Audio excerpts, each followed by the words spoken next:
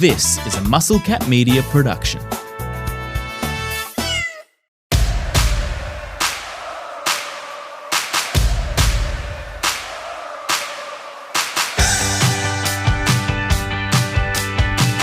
Well, it's Wild Card playoff time in Major League Baseball, and we are here to break it all down. Rolsey and Spoon with you, and a special guest from all the way across the pond, the biggest of ponds, and then a bit of land beyond that as well. And Eric, a once regular on this show, has joined us ahead of the... It only shows up for the big moments, Eric Baldar. Eric, it's great to see you, my friend. How are you?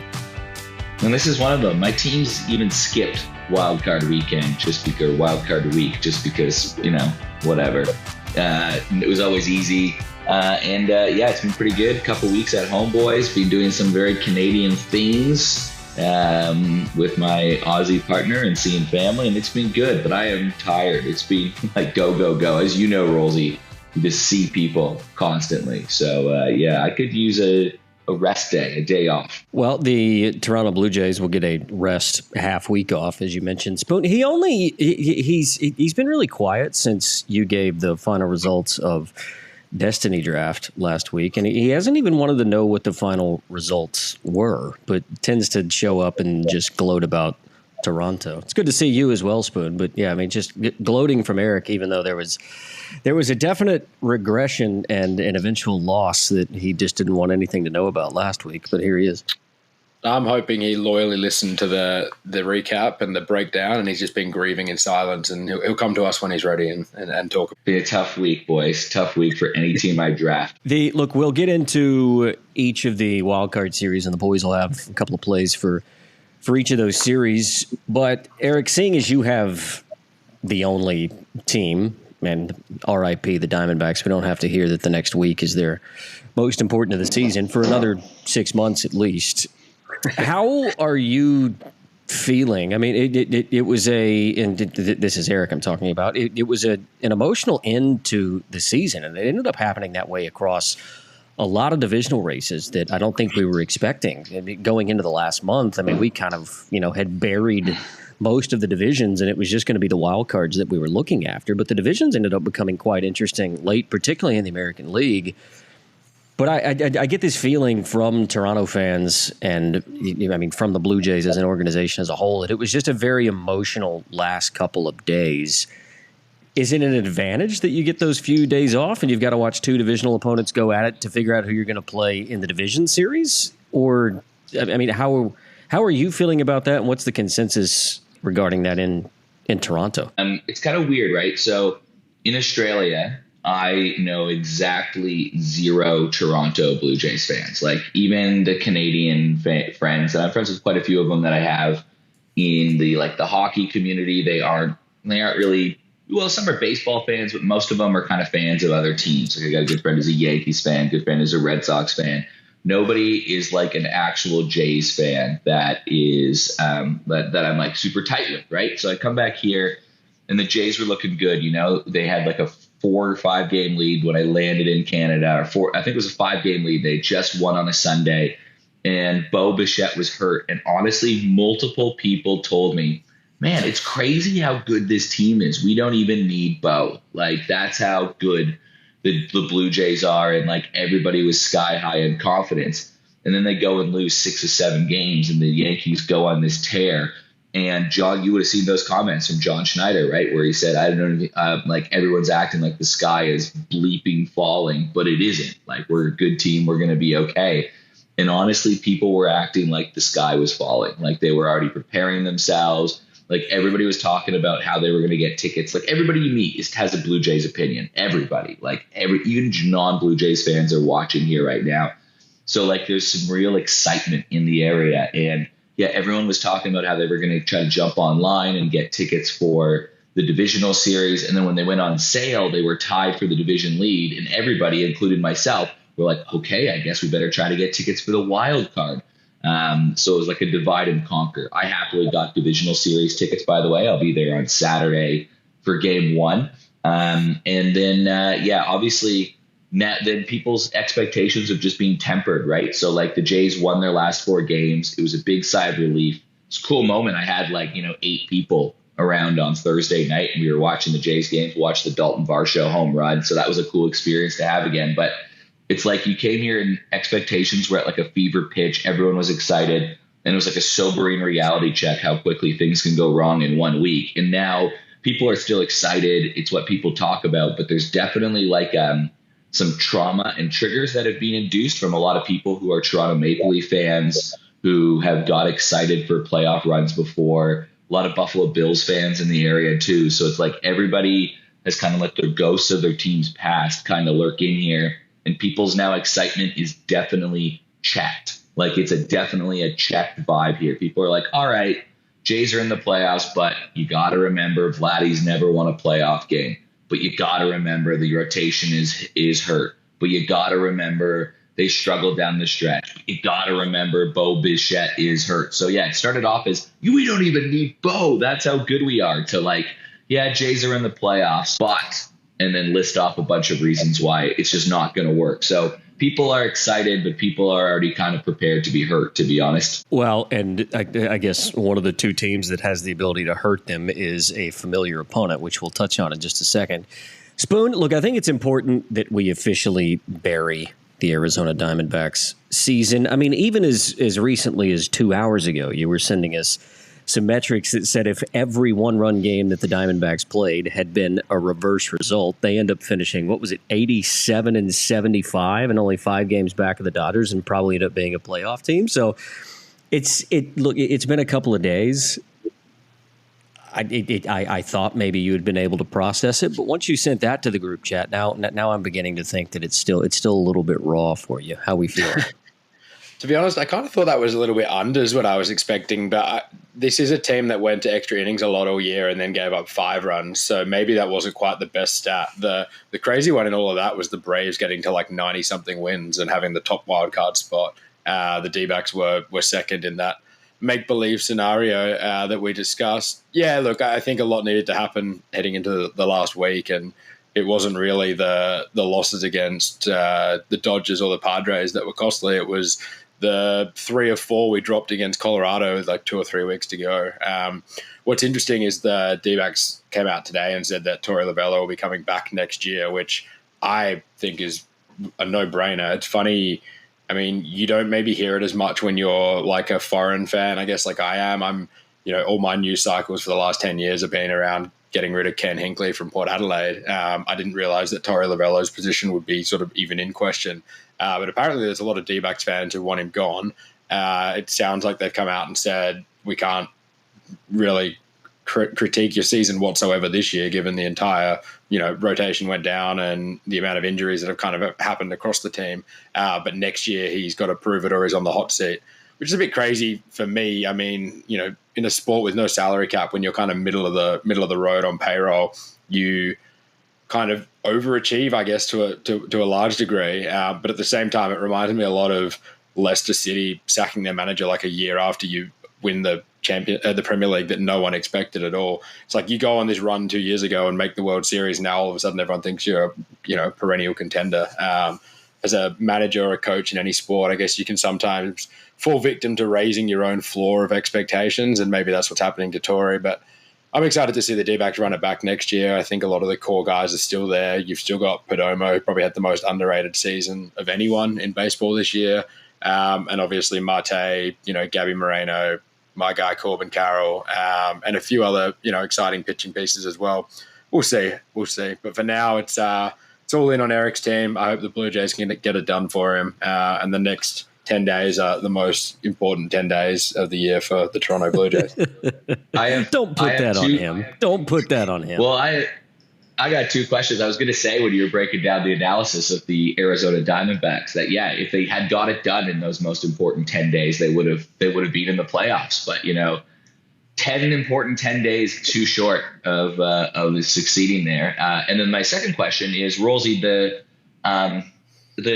Rogers Center. I'm excited. I'm going to the game on Sunday. Divisional series. It's going to be great. My dad and I are actually going up to Toronto early, but as it happens, there's a brewery called Steam Whistle that is located directly next to the stadium. So I'm just wondering if you wanted me to like pick up, like you send me some cash, I get the slab. Your there and I bring segment it back, setups or aren't even thinly veiled. It's not even like there's misdirection. Like there's no play action to you setting anything up. I knew exactly where that was going. You're gonna get paid. Yeah, but don't worry about it. When you get a quarterback though that can just throw the ball downfield, there's no need to disguise anything, and that's exactly what I've done. It's a complete pass, no fumble required. It is absolutely disgusting whenever you compare yourself to Tom Brady, and you should stop doing that. Well, that's the way it goes. So it's funny that Spoon brought up Leicester City because I distinctively remember Eric Ballnar running around like a crazy person trying to get someone to give him a multi for Leicester City to win the Champions League and then get relegated from the EPL. It didn't end up happening, but I remember after they won the EPL, Eric was going, I want them to win the Champions League and then get relegated because I think I could get 5,000 to 1 odds on it. It didn't end up happening, but for whatever reason, that's a memory that I still have because those are the kinds of things those are the kinds of things that stick in your head when you spend too much time with Eric Ballnar. Meanwhile, the St. Louis Cardinals, 78 wins. It's kind of what we expected, right? Middle of the road. But I did read a pretty funny headline last night as I was going to bed and reading some baseball stuff. And I kind of laughed out loud. I'll screenshot it and send it back to you. The headline is, here are 16 players the St. Louis Cardinals will not keep going into 2026. And I kind of like that of an MLB roster that's 26 players, that it said, here are 16 players. Like, it's like the article would have been shorter if I just said here. Territory. I know, like what I mean, as a baseball writer myself, like that's just common practice 101. Pick the easier road. And he could have been like, here's the only 10 that the St. Louis Cardinals will keep around. But, funny to read the eulogy on over half the team. Well, and I was going to say it before we jumped into the wild card series, what we're here to actually talk about. I wasn't going to lament about it, but it's an interesting place because you feel like the Diamondbacks are in a good spot. I think by bringing Lovello back is a good call. Obviously, I mean, the Blue Jays have a chance to hoist the Commissioner's Trophy this year. With the Cardinals, it's just in a very strange spot because Chaim Bloom, he had a press conference today, the new GM who takes over for John Mozeliak. He's had success in Boston, but will he be able to replicate that in St. Louis? Who do they even keep? I mean, Mason Wynn is probably, you would have to think, the only guy on that team right now that is safe, which is insane to say because he's an average bat, but just because of what he's able to do defensively. They've got the big contracts of Arenado and Contreras and Sonny Gray. Nobody may take those. So you may end up with a team of Mason Wynn, Sonny Gray, Nolan Arenado, and Wilson Contreras, and whoever else, right? Like, who knows? So what was that, Spoon? Your guy McGreevy? Yeah, well, and I mean, that's like those young guys will definitely have roster spots, but it's just who of those guys that actually have big league contracts at the moment are they going to move on? And, do they give Mason Wynn a big deal so that he's locked away, a la what Boston has done off the back of Chaim Bloom being there? So, look, there's so much up in the air because the Cardinals just haven't had a change in general management forever. I mean, even when Walt Jocketty was there, John Mozeliak was still his understudy.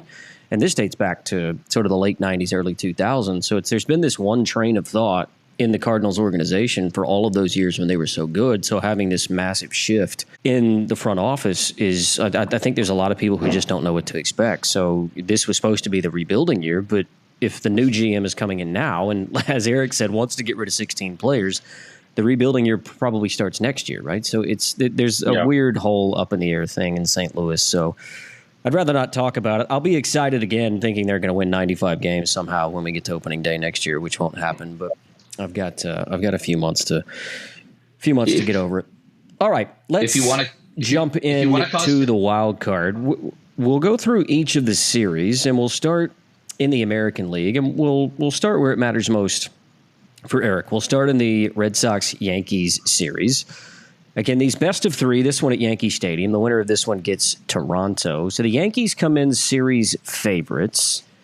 Boston won the season series 9-4. And remember, Boston had that long stretch where they won like 8 consecutive against the Yankees at one point this season. The Yankees have not beaten the Red Sox in a postseason series since 2003. We all remember what happened in 2004, right? When the Yankees should have won the ALCS, gone on to the World Series, and Boston ended up winning their first World Series in 100-plus years. I actually think that this series probably hinges on opening day. You've got Fried against Crochet. Crochet's whiff rate against New York, 39 strikeouts in 27 innings this year, but Judge has taken Crochet deep twice. So this is a series that's obviously interesting for a lot of reasons because you've got Yankees-Red Sox, but it feels like so much of this series hinges on that matchup between the Yankees and Garrett Crochet. Spoon, I'll start with you here.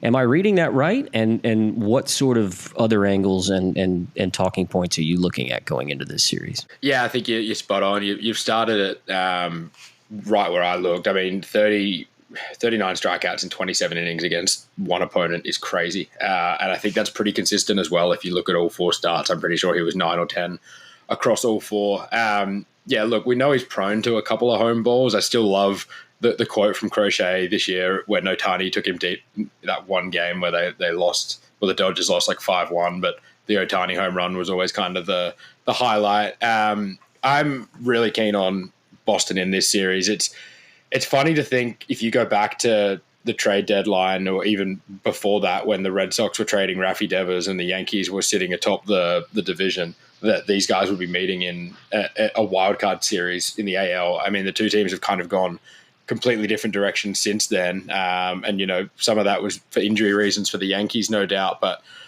for Boston to be here in general, I think is a massive win for where they're at with the number of young guys that they're trotting out in that lineup every day and some of the success that they're seeing from their, I guess, different approach that we've sort of touched on a few times to managing young talent. Yeah, I'm excited about the Red Sox chances. I think they are great value, but I agree with you that tomorrow seems to be the big one. And a lot of these 3-game wildcard series, you know, since they introduced the format, seem to end up 2-0. Regardless of which team is at home or on the road, there haven't been a lot that have gone to that game 3 over the last couple of years, which even more sort of highlights the importance of tomorrow, as you said. I think when you're looking at playoffs, you need to look at 3 things, right? Like you're saying these matchups, Crochet versus Judge, all that. That's cool. That's all well and good.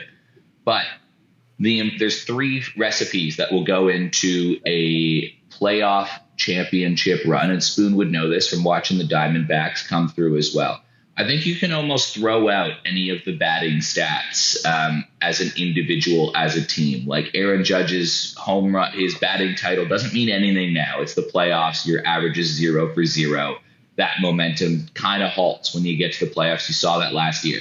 So there's 3 key elements here that you got to look at as a team. One is pitching. What's your pitching like as a whole, starting and your bullpen? 2 is defense. How are you defensively? That carries over into the playoffs. And 3, what's your clutch factor? Maybe those numbers like that, runners in scoring position, able to win those 1-run games. Because you got to remember when these teams are setting their lineups, the best 9 play. And then there are pitchers that just won't be used in any situation of any magnitude this year at all. Whereas in the regular season, you're using your bullpen to literally get through the week. Like sometimes you don't throw your guy because you want him rested for Friday and it's Thursday. In this case, you are throwing your guy. It doesn't matter if he's thrown 2 days in a row. You're throwing him the 3rd day in a row out of the bullpen because you need to, and he's your best chance to get you an out. So bullpen shorten up. Kind of like in the NBA, if you're an NBA fan, how your bench starts to go down to an 8-man rotation in the playoffs. So I think you have to take a look at who takes care of the baseball the best. And I think anybody in this bracket, the Toronto Blue Jays, the Yankees, and the Red Sox, none of them tick those boxes at all. A lot of them are so far off. You don't think Crochet for 6 or 7 into Whitlock and Chapman isn't like. I mean, I think Boston have that back end. Boston's pitching ticks his box, right? Like they're near one of the best in the league, and they have the best bullpen in baseball, right? Like those. Well, there's 2 teams that have sort of an elite bullpen that are in the playoffs, but in the AL, Boston is the team that has the best bullpen, so that ticks boxes. The problem there is they have the worst defense in Major League Baseball. And they're playing the Yankees, who have made key errors at key times all season long. And their pitching and their bullpen isn't that. Their starters are okay. The Yankees bullpen's a little concerning. Both teams, when it comes to batters and hitting with runners in scoring position, sort of middle of the table. So I like Boston in this series for that reason, Spoon. Like, they got a better starting pitcher going in game one, and they got a better back end of the bullpen. But in terms of making a run to win a World Series, I don't like either of the team, because neither of the team take care of the baseball particularly well. So, and neither of the team come up clutch in terms of, they're just league average. They're kind of middle of the table. So for those reasons, I think neither of these teams win the World Series, but I think the Red Sox will take care of the baseball better of the two teams in terms of their starter and their bullpen. But man, if you have the worst fielding percentage in baseball heading into the playoffs, that doesn't really work in terms of feeling good about making a run, right? Because so many of these games are decided in one-run games. And if your defense is already shaky, it doesn't hold up as well when there's more pressure put on you. Do we know where that's coming from? Because they spent a lot of money on Trevor Story and Bregman, who are historically like rock solid defenders. I don't know. I haven't done a dive into that. I don't know if they're having down years themselves, or if it's like the other, side of the infield, or it's the outfield, or what that is. Because that's definitely alarming. But you wouldn't have thought, if you've got Trevor Story and Alex Bregman on the hot side, that would necessarily be such an issue. And maybe it's just because, that'll change when you just play in your best nine every day. Like, obviously there's a couple guys that will be moved in and out because of a lefty righty matchup, but that's what you always got to look at, is how do you take care of the baseball? And but the lineup does shorten, so we'll see how it's used. Who's everyone's one guy for this series then? Because I think Alec Bregman's been there. He's done it multiple times. He's probably the guy I would want to be with out of anyone, sort of position player or pitcher. I think he's going to be the one that has the big series. I think it's Chapman, because I think that in all likelihood you get a good start from Crochet, but it's a kind of a close game, and he's coming into the ball game in the 8th inning in a 3-2 game with a runner on second base and one out, like 1 or 2 outs. Like, closers are used differently too, right? Like, instead of getting the whole inning at the start, it might be Chapman coming in with 5 out saves to try to do everything you can to win that. So I think for me, Chapman is the one to watch, because he's he's going to have a big situation in one or both in all of the games, probably, right? I'll give you a sneaky one, and it could be Judge, right? I mean, we talked about the fact that he's already taken Crochet deep twice this year. Judge versus left-handed pitching. Maybe you give him the edge in game one, but I actually think a strange one to watch, again in game one, is a guy like Paul Goldschmidt, because of the way that he was split between lefties and righties this year.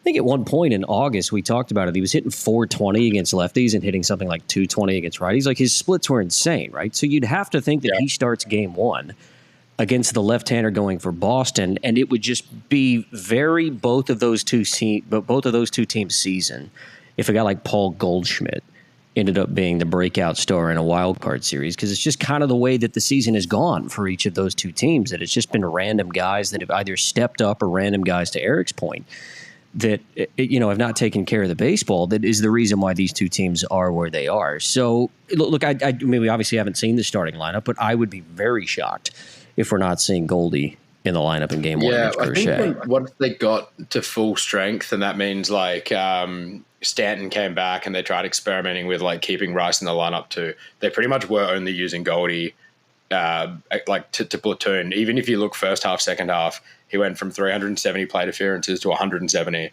but he also dropped from 117 OPS plus to 75 OPS plus. So he did cool off a lot as well. I don't know how much of that is due to just not playing every day. But if they're specifically using him in better matchups and he's kind of giving worse results, I don't know. The Yankees are their lineup's always so tricky, because it's just like, here's 7 guys we wish could DH, but we have to put 6 of them in the field. So what if I told you, though, let's flip this though. What if I told you at the beginning of the season that the New York Yankees were entering a playoff series on a 7-game winning streak? You'd probably feel pretty good about them, right? Like, it's the team that was favored to win the AL East. It's the team that was in the World Series last year. Like, this team has figured out something late. They've got a winning formula. So I think you can't discount that part of the New York Yankees either, that like they're hot coming into the playoffs right now, and they probably got a bit of an edge about them because nobody's picking them. It's weird, right? Like, in the team that's always picked isn't being picked right now. So I don't know. I guess I'm going to pick the Red Sox, but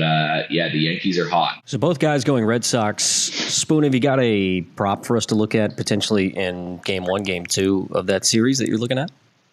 Yeah, I have. I mean, it's probably going to come as no surprise. We've just talked about it at length. I do think that, you're getting $2.10 about the Red Sox as a standalone.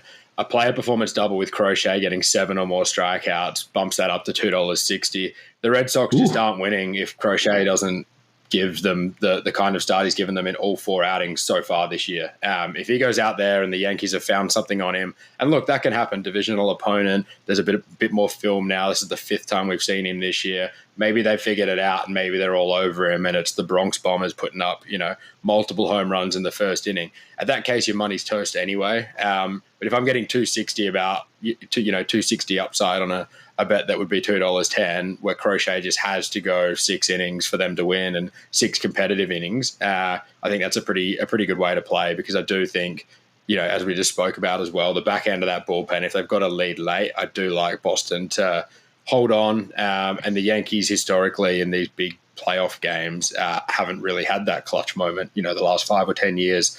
Even the World Series last year, some of those games were right there for the taking late, and they kind of had nothing but swing and miss stuff. So give me Crochet for 7 and a Red Sox win at 260 to kick off that series. What's Anthony Volpe paying for over 0.5 errors? Can you bet on errors? I don't know, but I'd like to. I mean, yeah. I mean, I guess you can. Every other sport you can bet on failure, right? Like turnovers in basketball or interceptions in football. Maybe that's something we need to bring in. As if Anthony Volpe hasn't had a bad enough season and had to deal with everything that he's had to deal with in New York. He wants the weight of an Eric bet, and as we know, if Eric gets on a roll, he can string a few together. So he doesn't need any more weight on his shoulders, Eric. Cool. So both of the fellas taking Boston in that series. We'll move on to the second AL wild card. This one's equally as intriguing for mine. The 3 versus the 6, the Guardians and the Tigers, another divisional matchup. This one in Cleveland, and the winner gets Seattle. So the Guardians clinched the AL Central and then just immediately learned that they were going to be playing Detroit. I mean, 2 teams that have been neck and neck, not necessarily all year, but the last week of the season when this Detroit collapse was evident that it was going to 3 days basically go all the way through the end of the season. Yeah. So look, Spoon, we talked last week and you still had the belief that Detroit was going to be able to win the division. They didn't win the division, but they get in. And your thought when we spoke a week ago was that if Detroit get in, their frontline starting pitching can likely lead them through a wild card series. After the collapse that they've had, not winning the division, but still sneaking into the playoffs, and then having to play a divisional opponent on the road in Cleveland, are you still feeling along that lines? Has anything changed for you in the last week? I mean, they haven't performed any better, but they have snuck into the playoffs. You still get Scooble. So things are still lining up somewhat positively for them, but it just feels like there's no way this team can go to Cleveland and win this series, right? Yeah, I mean, to use some horse racing lingo, I think you could say they fell in, right? Like it was less so that they kind of took control of their own destiny and more that Houston said, no, this is the end of our dynasty. Thank you very much. Big Lasquetti Spirit vibes from like the 2018, what was that, the Oaks in 2017, 2018, led by 30 links at the post and won by a neck, essentially. Yeah. Yeah, I mean, I didn't see a lot to really be excited. When we spoke about that last week, I said if they're in, it's because they've done something to break out of this slump and actually kind of show something. I thought they looked awful last week. I watched that series pretty closely, and the vibes amongst that team that all year were so steady, and they were so steady because it's a lineup lacking 1 or 2 true superstars. Like, sure, you can say Torkelson finally found it this year. Riley Green was an all-star. But really, they were like the team that had the most guys above a 100 WRC plus. It was a really consistent lineup that didn't rely on 1 or 2 guys. And that's great when things are going well. All of a sudden, when you need like 1 or 2 guys to just hit a ball 500 feet and get everyone up and about, there wasn't a lot of that. And it just seems like passing the eye test. wasn't the case last week for the Tigers. So I'm very skeptical. I'm going to stand by what I said and think that they probably do take this series, but I also can't justify in any way, shape, or form the Guardians being $2.40 underdog tomorrow. I think that's crazy work. Not to say that that's necessarily what I'm betting, but I'm just very surprised that at worst it wasn't even money for the series, even money for game one tomorrow, because you'd need to have the opposite of recency bias to like those odds. I think like what you like about Cleveland is those vibes they've kind of built over the last 21 days. You could almost throw out the rest of the season. Stephen Kwan actually said it so well when he was saying he's never been part of a team like this, that like it would have been so easy for guys to just mail it in, play for their stats. But the team almost collectively decided to play unselfish team baseball the last bit of the season, and that's what gets it done in the playoffs. So that's going to keep that mojo going in good stead. That said, though, like you got to think that the Tigers win game one with Skubal, and then they just have to win one of two games on the road to get through. And winning game one in these wild card series is more important than winning game one of any other series, maybe in professional sport that has a series that obviously isn't like a one and done playoff. So, but Cleveland have a good bullpen. They've taken care of the baseball lately, but their average, the team batting was worst in the league. So I don't know. Like I think the Tigers are gonna win this. Like I really do. I think it's because they're gonna win game one. And if you have the best pitcher in the playoffs on your team and he gets to start game one, I think to your point, Rolsey, like you alluded to, all you need, like win game one, and then you have to win one of two. And I think if the Tigers win game one, like that's the telling sign. And it's not too long till first pitch in that game, right? So looking forward to that. But I'm going to go Tigers just to throw it a little different here. I think. Well, and I guess Spoon, just to throw, a spanner in the works there. I mean, we saw this same matchup at the start of last week where it was the same situation. Skubal was pitching in Cleveland. It was a must-win game for the Tigers. At that point, I think they were a game up. If the Tigers lose that game, it's a tie, and then Cleveland had the tiebreak with 3 or 4 to play.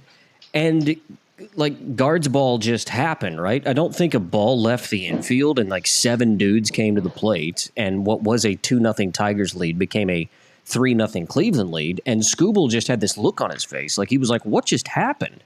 He was pitching the game of his life. He had a couple of defensive miscues, and then the Guardians just did what the Guardians have been doing for the last month. I think I'm with you guys in going, it just feels like Detroit has to win this series because they've been the better team all year. But even looking as recently as last week in a game that's the exact same scenario as what we're going to see, that was a playoff atmosphere in Cleveland last week. I don't know if we get, in practicality, I don't know if we get a different result. It feels like we should. It feels like Skubal should go out there and do what he's done throughout the year and justify the fact that he will be the Cy Young in the American League. But I just don't, to Spoon's point, the fact that there's such a big favorite tomorrow, I just don't see it. It's tough for me to stomach, particularly at that price, I think. I will say, I think if the Tigers do take this series, and that is a big if, they're going to kind of exercise all the demons of choking this division away. And then all of a sudden, I think they're immediately a terrifying prospect again in the American League. Like the way the last couple of months have gone, they could go out with a whimper, right? And just lose the next 2 games because they're going to go out there and think this should have been at our home. We blew the division, poor us.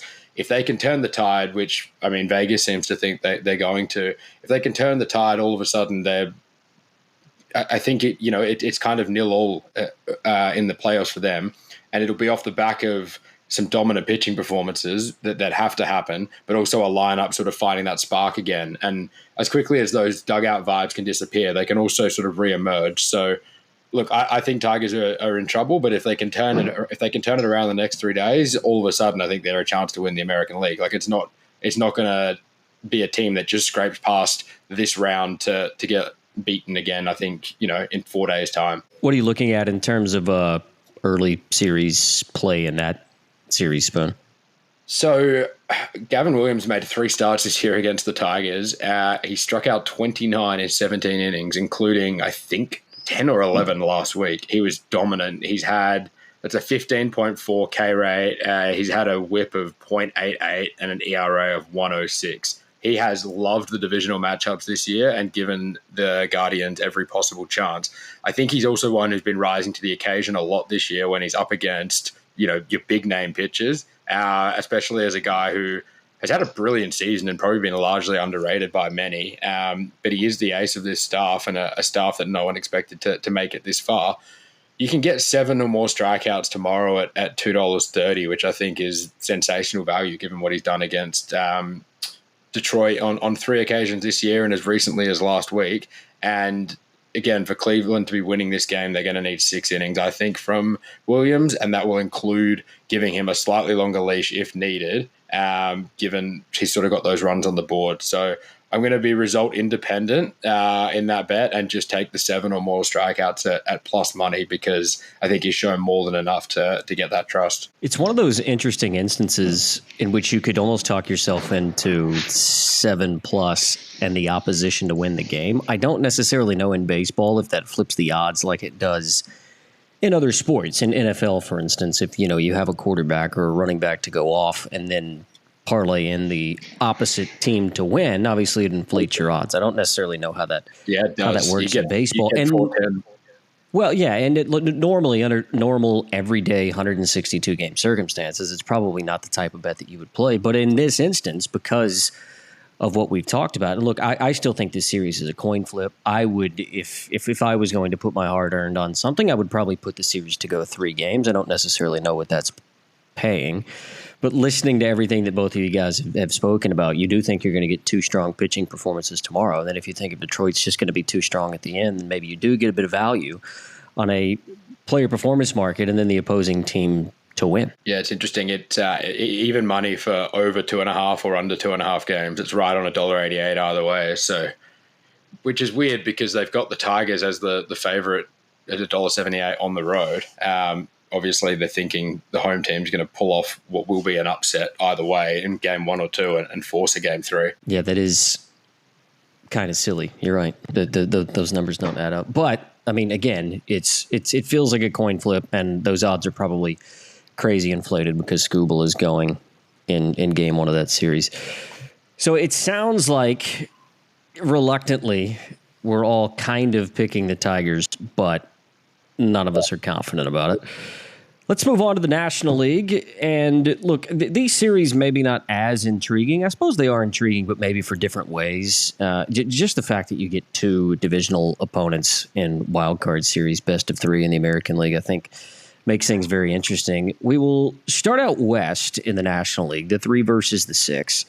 The Dodgers and the Reds playing at Dodger Stadium. The winner of this will get Philadelphia.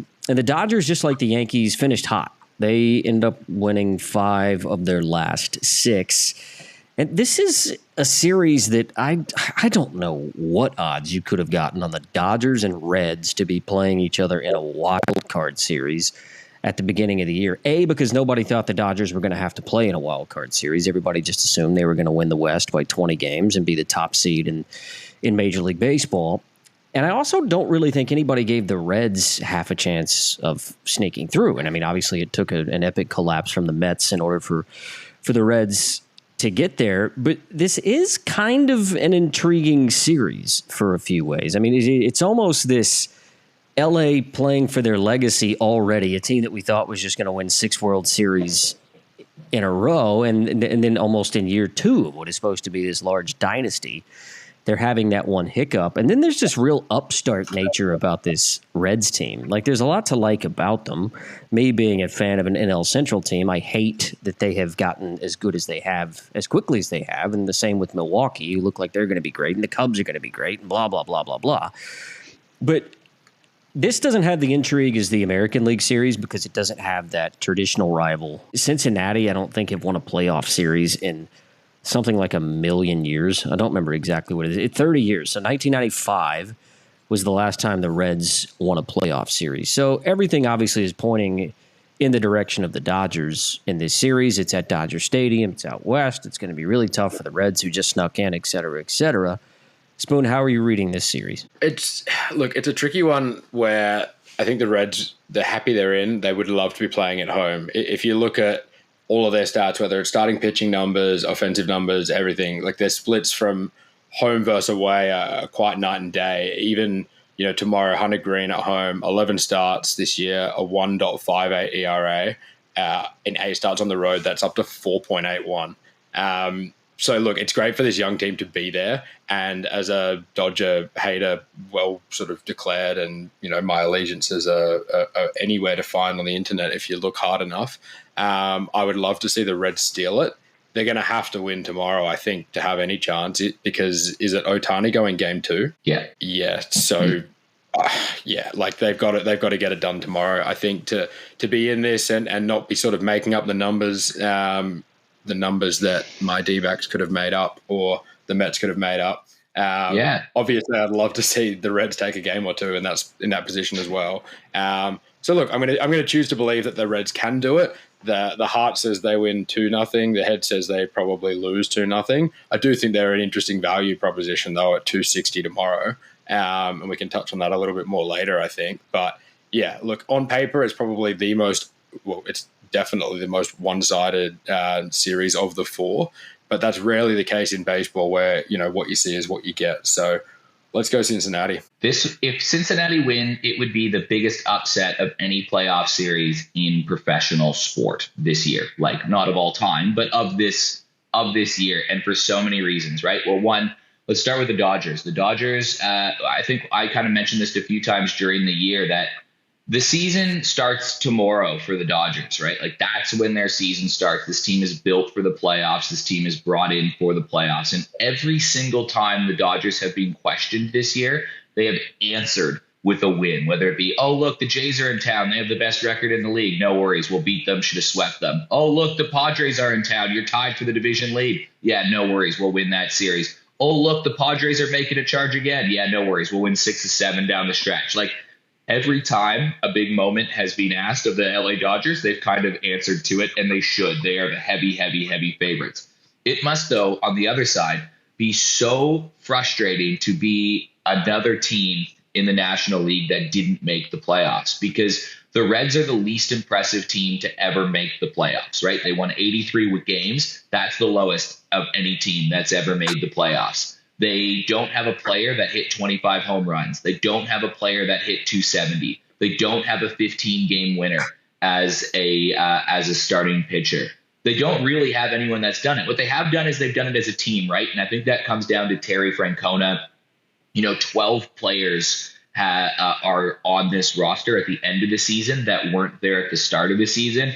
I think we kind of said that in our preview show, that the Reds could get in there because Tito just has a way of getting the best out of players and getting people to play that team game. So I think that's what the Reds have going for them, is that they're heavily discounted and that maybe they can play that team style. But if you look at those stats and those metrics, it doesn't make sense that the Dodgers, I want the Reds to win. I want the Reds to win. It would be the coolest story. It would be the biggest upset. But you can't in your right mind take the Reds and say, yeah, I knew the Reds were going to win all along, because there's just no data to back it up other than just I got a funny feeling. So hopefully Spoon's funny feeling is right. But on paper, this would be the biggest upset of any of the big 4 sports in North America. This would be the biggest of any of the playoff upsets that could possibly happen, and it probably doesn't. So I'll go Dodgers, but I really hope that Tito Ball can come through, and they're in a year of chaos baseball, this would be the most chaotic thing of all. An interesting angle in this series for me is Dave Roberts hasn't minced his words at times this season about Kike Hernandez, and Kike Hernandez has been he's been pretty straightforward, saying that at 34 years of age, he's kind of struggled to keep his body right this year, right? He's got a WAR of minus 0.2 this season. But in that last stretch, he was forced to play, and he played really, really well. And what you don't want as a Dodgers team that are going in as a huge favorites is any sort of disruption as to who is going to play, because it really feels like down the stretch, of all people, in the Dodgers' $700 billion salary on their payroll, of all the people that was the spark that they needed down the stretch in the last week, it was Kike Hernandez, which I don't think anybody would have had on their bingo card. So that does kind of force Dave Roberts to think, is he the type of guy that is going to play every day in the playoffs? Is he going to start in game 1? of a wild card series. Because if you lose game one to the Reds, then you go, oh, we need this X factor. We've got to bring Kike into the lineup. It's odd for me for a team that everybody had penciled in to be another World Series team that would you're even having conversations about guys like that. But I mean, I guess that's why we love baseball, because it is that battle of attrition where a manager has to make that call based on 6 or 7 months of evidence and who's the hot guy, who's the hot bat right now. So it is just interesting that despite all of the things that the Dodgers have going for them, there does still seem to be a few questions yet to be answered in their starting lineup anyways. Yeah, I mean, the other one they've got is that Padres. He's been unbelievable. I mean, he would kind of single-handedly took one of the games, those critical games against Arizona last week as well.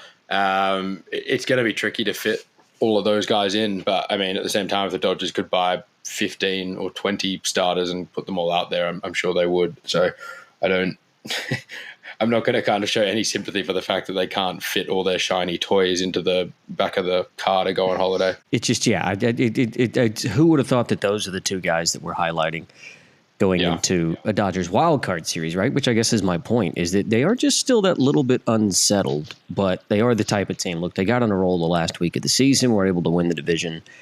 And you've got to trust that Dave Roberts knows his team, and he's gonna make the right calls. And yeah, I mean, I think we're all in agreement that the Dodgers should certainly win this series. And I'm with Eric. I think if the Reds were somehow able to go out west and win this, that it would be the biggest story in baseball this year. I think the other interesting talking point and something that Arizona saw in that series last week was both Kershaw and Roki Sasaki coming out of the bullpen. I mean, they're going to be good call. They're going to be huge talking points because sure, they looked fine against an Arizona team that cannot ever come up in big moments in 2025.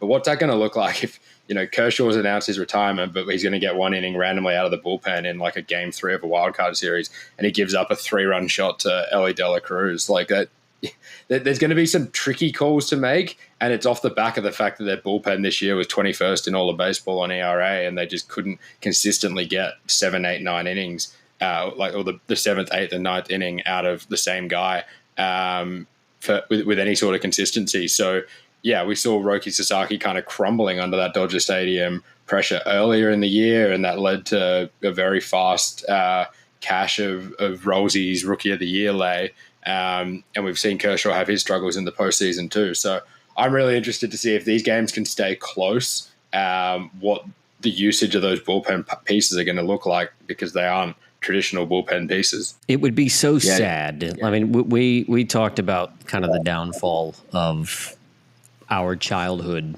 a couple weeks ago. Clayton Kershaw kind of being the last flag-carrying member of that, aside from Verlander and Scherzer, as we talked about. And, Kershaw with his noted struggles in the postseason, it would be so demoralizing to see him have one last disastrous outing out of the bullpen against the Reds.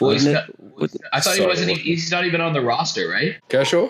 Oh, is he not? Yeah, he's not even on the wild card roster. Yeah, so Dave Roberts is keeping that moment away from him. We talked about Dave Roberts being a crafty manager, so he's not even giving himself the temptation of putting Clayton Kershaw in that moment. Yeah, wow. I guess. Yeah. Okay, so they can. That was announced a couple days ago. They can change it every series, right? So they could bring him in later, like for a DS or a CS if they needed to. Well, I think they use him as a starter. I think that's what they're saying, is that Clayton Kershaw is going to be a starter, right? Like they're going to go Snell game 1, Yamamoto game 2, Ohtani, if necessary, game 3. I think Clayton Kershaw is your game 4 guy, and they're basically telling players, this is your role now, right? Like Glasnow, you're out of the bullpen. That's what your role is going to be. Sasaki, you're out of the bullpen. That's what you're going to be. Kershaw, you're not a bullpen guy. You're starting game 4 for us, or even game 1 of the divisional. Like if it goes 3, they might need Kershaw on Saturday in game 1 of the divisional before they get that extra day's rest for Monday to reset their rotation. Yeah. Okay. So all eyes on Sasaki and Glasnow. Yeah. And look, 2 guys that we know are on respective rosters for tomorrow: Hunter Green, Blake Snell. What are we leaning toward in tomorrow's game, Spoon? I misspoke slightly before when I said that the Reds, a lot of their stats, night and day difference, home versus on the road. in just runs per game, and they are a positive run environment. They're 4.5 runs at home, but they've still managed 4.3 runs on the road. I obviously spoke about how Hunter Green's ERA is up near 5 when he's on the road.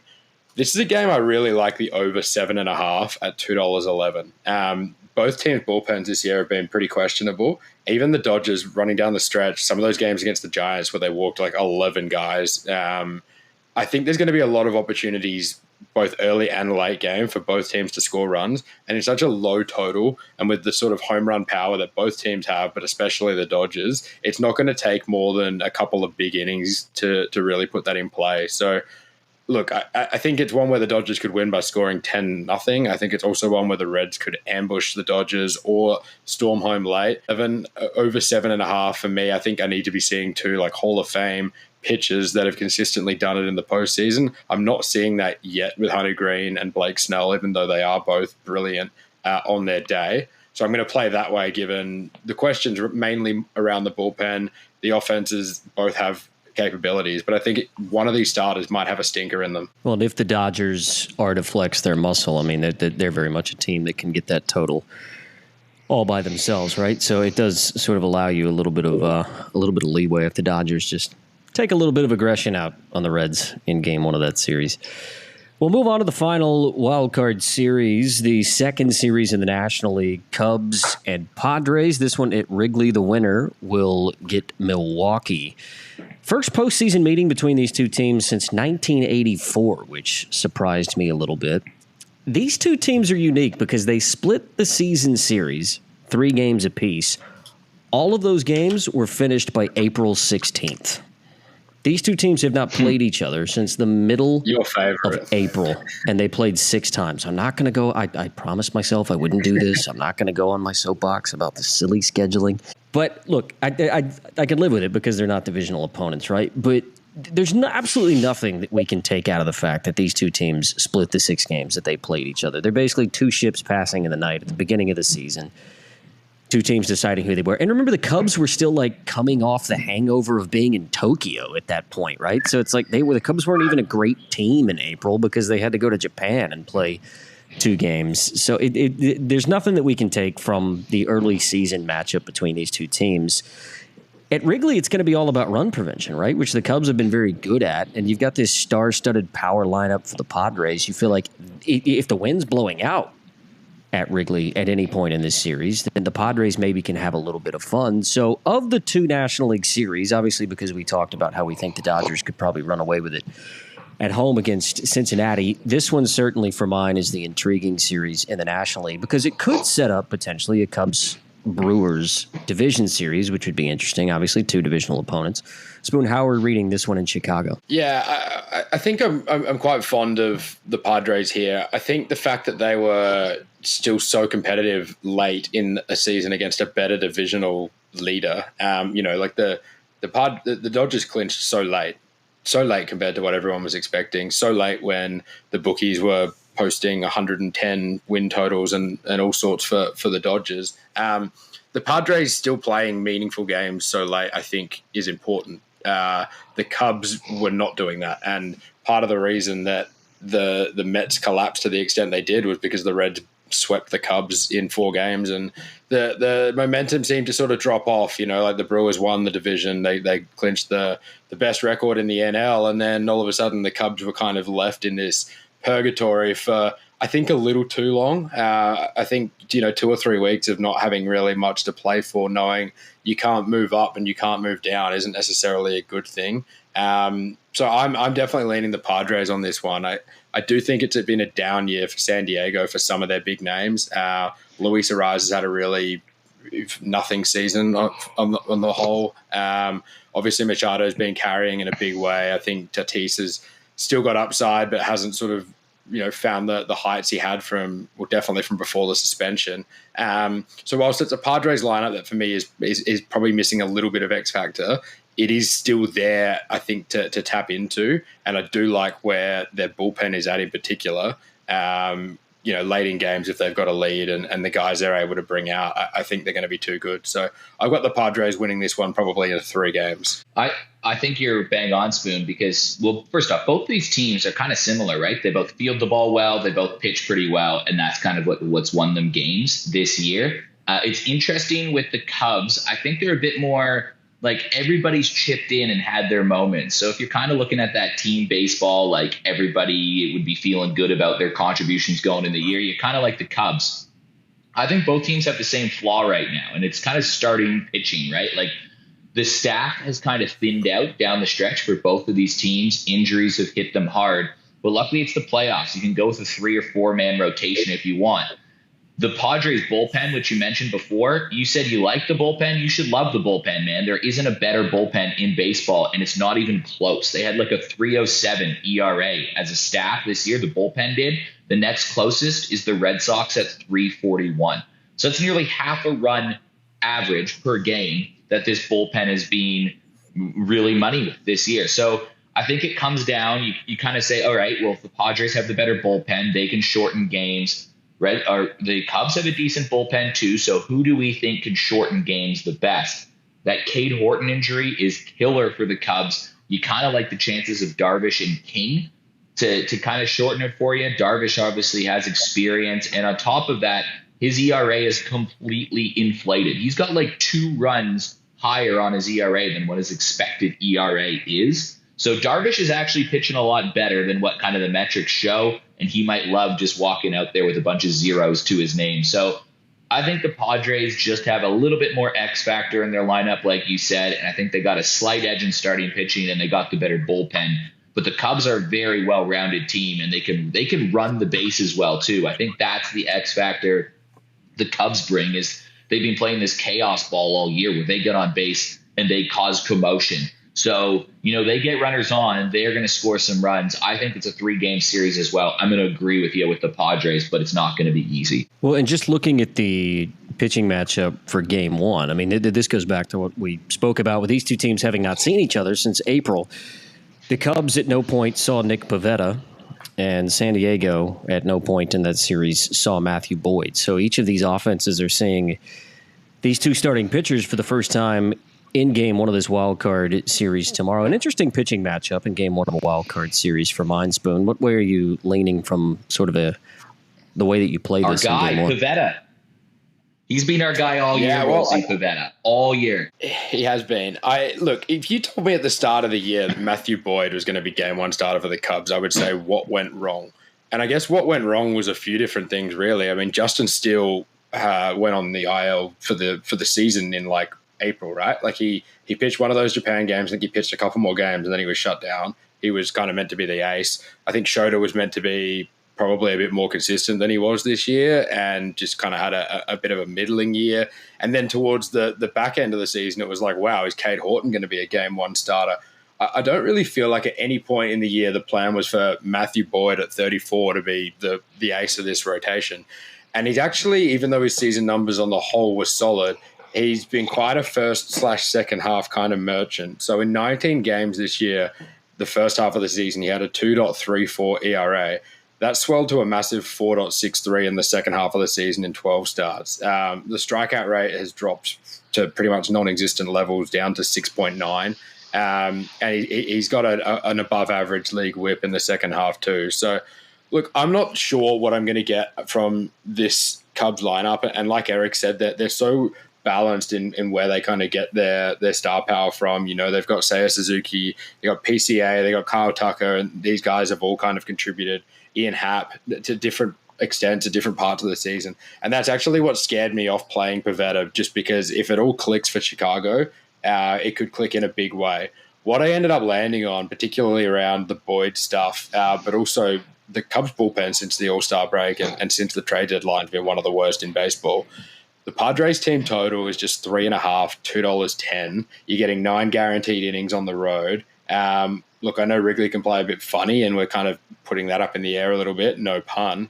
But for that Padres lineup to be scoring 4 runs against a starter who in the second half of the season has been worse than league average. Bullpen second half of the season worse than league average. I'm not sure that's quite where I thought it would be. I was kind of expecting around the $1.80 mark at a 4.5 line, let alone well into plus money at 3.5. So I'm going to isolate the matchup and just take the Padres team total with the 9 guaranteed innings, and just trust that if a couple of those guys get on base for a Manny Machado or a Nando, they're going to have their big moment. I like it. That is such an odd number. I mean, for an afternoon game in Chicago, where, I mean, looking at the weather, like, it doesn't look as though there's, I mean, the wind expectancy on Tuesday in Chicago is not crazy. Top of 23, beautiful sunny afternoon conditions. I mean, you've seen plenty of high-scoring games in those conditions at Wrigley. I guess there's just consideration for it, everything being a little bit tighter, maybe for those first 2, 3, 4 innings of a wild card game. But that does seem like an outrageous team total for a team like San Diego, with, you know, a couple of bloops and a blast, can get that in the blink of an eye with the offensive potency.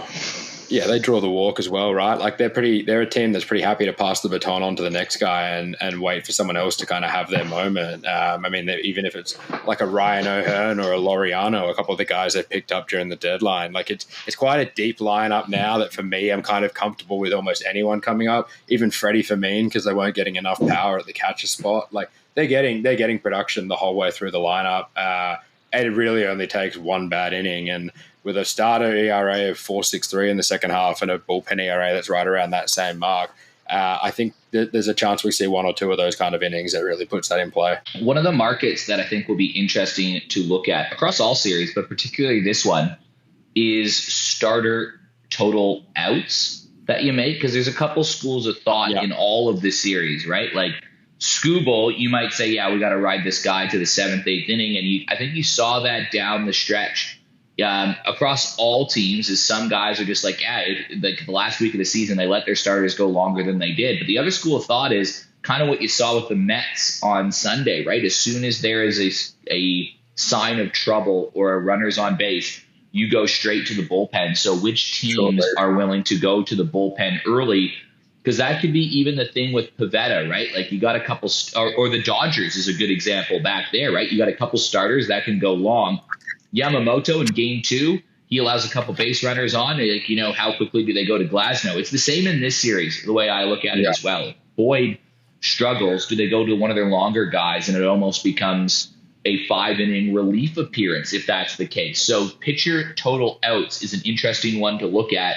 What would you set their lines at, Boyd and Pivetta, tomorrow? I've got it here, but I just want to see what you would think it is, the over-under for outs recorded. I would say for Boyd, it would be 14.5. This guy knows ball. Bang on. Is it? Yeah. Like, it's that'd be the question is do you think he gets through the 5th inning or not? Right. And if he's going well, he would, but I think that's the one that if there's early signs of trouble, Boyd is one of those guys that's going to get pulled quickly, right? Like, they're going to try to shorten this game because it's kind of a Johnny Allstaff approach right now anyways. Yeah, well, it was averaging closer to 6 innings per start in the first half and closer to 5 in the second. So I think all of that sort of fits the trends we were talking about too. And the playoff, interestingly, just quickly, the playoffs are weird too, right? Pivetta, like, if he goes and he's struggling, well, then who they say was their game 2 or 3 starter? I think Darvish is game 2, King game 3. Yeah, I think that's right. So if Pivetta is struggling in the second inning, Dylan Cease tomorrow, and then Darvish. So same thing, right? So who's in the bullpen then? Is it Michael King? Is he the one in the bullpen? Yeah, he must be. A long guy. Right, that's the same. That's exactly this theory here. Pivetta. Let's just say that it's a 1-0 game for the Cubs. You're in the second inning, and Pivetta allows a walk and then a single, and there's 1 out on the board, and there's a matchup they don't like. Do you then all of a sudden be like, all right, we're going Michael King here, and Pivetta's out of the game, and Michael King is now pitching 4 innings in a 1-run game early? Like, will managers pull triggers early, knowing that in these wild card series, you do have a legitimate 2 starters on most teams up your sleeve that you can say, first signs of trouble, we're going? That's why, even looking at Pivetta, that might be an interesting one, is say, I'm going the under here because the Padres have an extra starter up their sleeves that they can use. And then all of a sudden the rules switch, right? Like, if Pivetta only throws an inning and 2/3 today, let's say, well, then maybe you have him available out of the bullpen as a longer guy or a mid guy in game 3. Like, things change in the playoffs, which is what makes this so fun, because it's literally a whole new ball game. So, yeah, if you're looking for a fun play, take a look at over, under, pitcher outs based on how you think guys are going to go. And if you know your team you've been following has a manager that makes, changes quickly or bases it on analytics, you might find some value in saying Pivetta gets less than 15 and a half outs or whatever it is. Well, and knowing now that line is over under 14 and a half outs for Boyd, it almost buoys Spoon's selection of Padres over 3.5 runs, because you feel like, if, to contrast what you're saying on the San Diego side, if Chicago is forced to go to the bullpen early for a bullpen that has not been good in the back half of the year, and San Diego are guaranteed maybe 5 innings against the Chicago Cubs bullpen, Spoon, I think that probably only bolsters your chances of hitting that overs bet for the Padres. Yeah, I do think it's probably my favorite of the 4 plays, to be honest, just as far as what I thought was well and truly off what I was expecting when I went into it. Yeah. Well, boys, we are a mere hours away from the start of the playoffs. I cannot wait. Eric will get it before he doesn't even have to go to bed. He can just have another couple of cups of coffee and I got 12 hours of baseball stay up and today. watch the first game. So first game, Detroit and Cleveland at 1:00 Eastern time. Spoon and I are going to have to get a little bit of a kip and then wake up to watch any of these games Australia time. We will be back with sort of a recap of the wild card round and a preview of the division series later in the week. Spoon's on his way to the UK. Eric's still in Canada. I guess will be somewhat of a glue guy, being the only one who's still in Australia throughout these playoffs. But we're going to make it happen. We're going to make it happen because we love baseball and we love this time of the year. So enjoy the wild card games the next few days, everybody. And the 3 of us will be back a little bit later on this week. Until we speak again, enjoy your week, enjoy your baseball. See you, everybody.